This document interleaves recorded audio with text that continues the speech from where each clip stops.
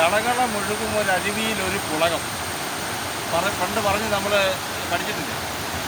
ആ അനുഭവം ഉണ്ടാകണമെങ്കിൽ പുതുപ്പള്ളിക്കടുത്ത് തോട്ടയ്ക്കാട് എന്നുള്ള സ്ഥലത്ത് ഇവിടെ വന്നാൽ മതി. നല്ല മനോഹരമായ അരുവി പല തട്ടുകളായി ഒഴുകി ഇറങ്ങുന്നു. പുതുപ്പള്ളിയിൽ നിന്ന് 5 കിലോമീറ്റർ വന്നാൽ ഞങ്ങളുടെ നാട്ടിൽ ഇത്രയും മനോഹരമായ ഒരു കാഴ്ച ആസ്വദിക്കാം.